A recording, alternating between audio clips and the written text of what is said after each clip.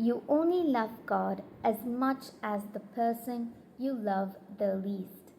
I'm reminded of these words of Dorothy Day by reading today's Gospel reading, that is Matthew chapter 25, verses 31 to 46, where Jesus tells us that when the Son of Man comes in glory with his angels, he will sit on his throne, and before him there will be gathered all the nations together, and like a good shepherd, he is going to separate the sheep from the goats, and he will gather the sheep towards his right and the goats towards his left.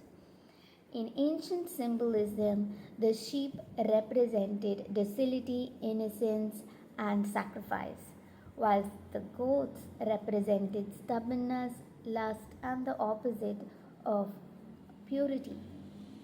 So then Jesus goes ahead and says that the king will say to those gathered on his right, that come, you who are blessed by my Father, inherit the kingdom prepared for you from the foundation of the world.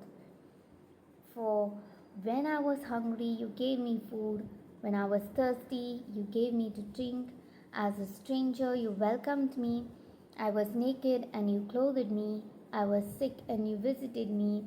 I was in prison and you came to me. And then it says that these people will ask the king that, when did we clothe you? When did we visit you when you were sick, and so on and so forth? And the king will say that whatever you have done to the least, that you have done to me.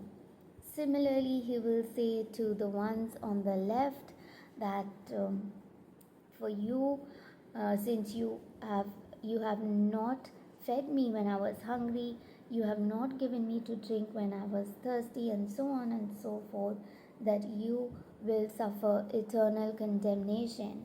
And this group will then ask the king, when did we do this? And the king will answer saying that whatever you did not do to the least, that you have done to me. So, how much more mindful should we be in our actions? So, today's gospel reading is highlighting the sins of omission.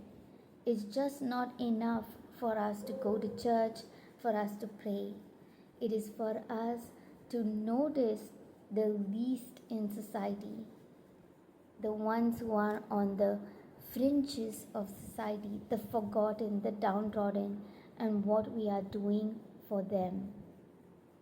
For our ultimate goal for the achievement of our ultimate goal is dependent on how we treat the least of the people in our society.